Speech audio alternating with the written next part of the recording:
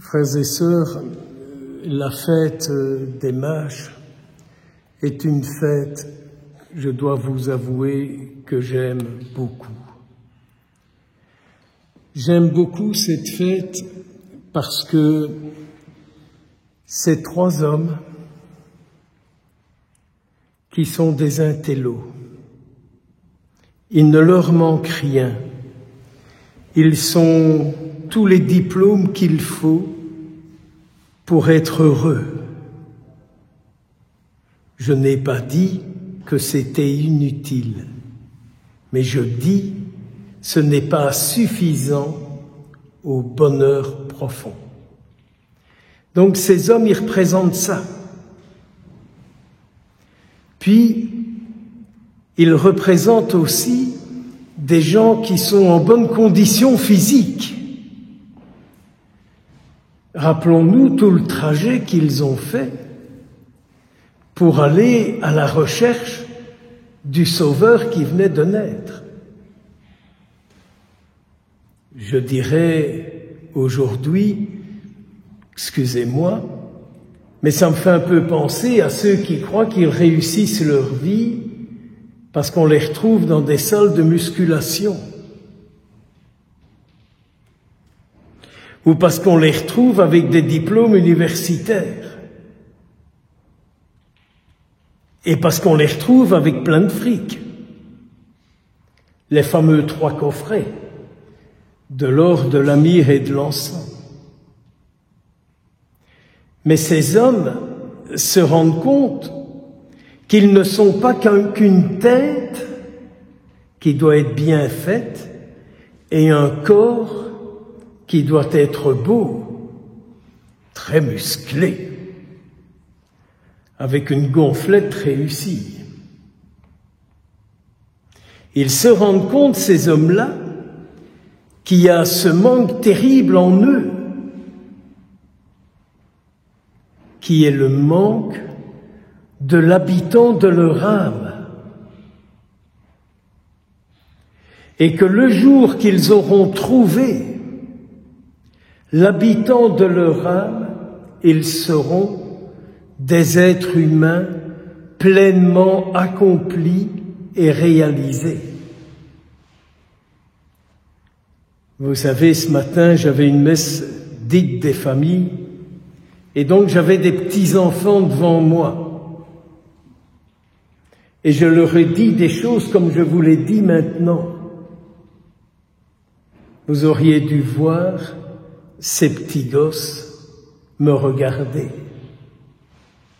Et je n'ai rien d'un roi Mâche à regarder. Mais leur dire qu'on a à l'intérieur de nous un lieu tout à fait particulier que le croyant dit être son âme, le lieu le plus intime de son être, qui rayonne dans tout le corps. Et que si dans mon âme, le Créateur ne vit pas, je suis une créature malade. Si dans mon âme, le Créateur ne vit pas, alors je suis une créature malade. Et ces hommes ont eu cette chance de voir une étoile. Et cette étoile les a guidés.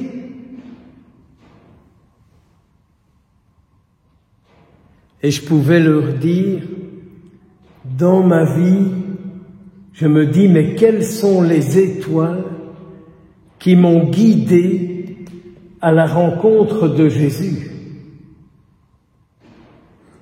Et puis, je ne pouvais m'empêcher que de penser à mes grands-parents paternels, des gens de 1890,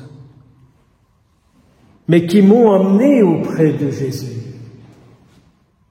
et qui m'ont fait connaître la Vierge Marie et qui m'ont parlé de Saint Joseph et qui m'ont montré la Sainte Famille parce qu'il y en avait une chez eux. Et puis j'ai grandi et j'ai rencontré d'autres étoiles qui m'ont permis de grandir dans ma relation avec Jésus, pour que Jésus soit de plus en plus grand dans mon âme, pour que mon intelligence et mes avoirs ne soient pas utilisés de manière égoïste, mais pour le bonheur de tout homme et de toute femme que j'ai la grâce de rencontrer. Si l'intelligence est alimentée par la présence de Jésus, de la Sainte Vierge et de Saint Joseph, l'intelligence fait beaucoup de bien à ceux qui sont rencontrés. Si mes avoirs, l'or, l'encens, la myrrhe, si tout ça est habité par la présence du Christ Jésus, alors l'encens fait du bien parce qu'il chasse les mauvais esprits lorsqu'il est diffusé. L'encens n'est pas diffusé pour tousser, mais est diffusé pour chasser les mauvais esprits. L'or n'est pas acquis pour être gardé. On ne sait jamais si on en avait besoin. Mais l'or est offert pour être géré à la gloire de Dieu. Et la même chose avec la myrrhe. Alors quand je pense à ces trois gars qui se sont mis en route, qui correspondent à des gens d'aujourd'hui, bien musclés, tête bien faite, mais l'âme encore loin d'être accomplie selon le vœu de ceux qui l'ont créé.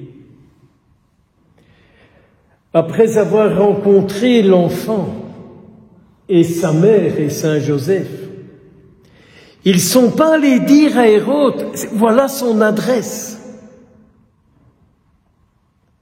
Parce que retourner chez Hérode, c'est reprendre un chemin de mort.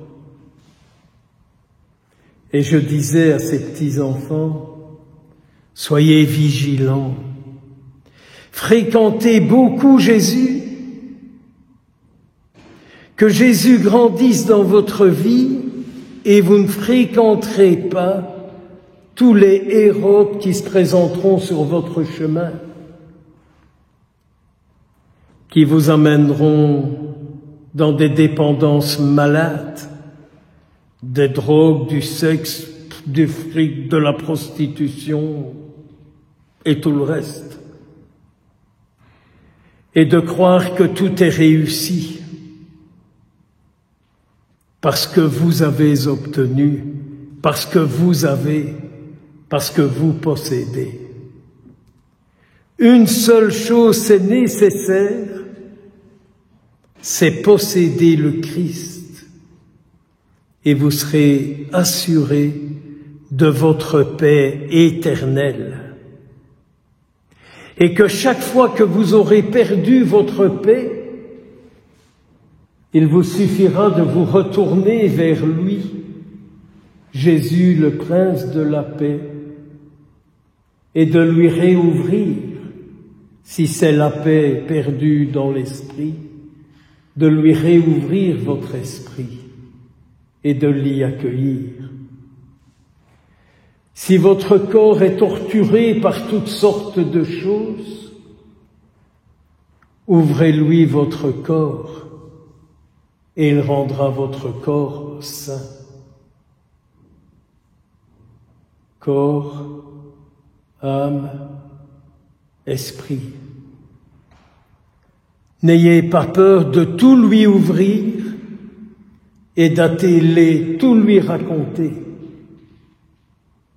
Et c'est bien pour ça qu'il a voulu qu'il y ait des prêtres pour accomplir ces gestes pour ceux qui en auront besoin.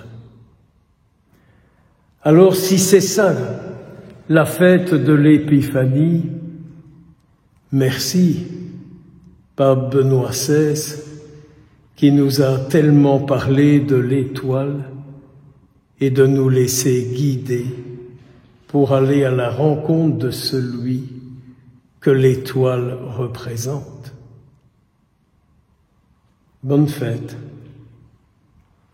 Bonne fête à vous, à nous qui sommes ici, et à celles et ceux qui regarderont la vidéo et qui l'écouteront, et qui pourront regarder Jésus, Prince de la paix, sa Sainte Mère, Reine du ciel, Mère de miséricorde, ou qui regarderont Saint Joseph, homme d'écoute et homme de foi. Que tous vous soyez bénis et que votre âme soit remplie, aujourd'hui et pour toujours, du Christ Jésus, et que du haut du ciel il vous bénisse, au nom du Père, du Fils et du Saint-Esprit.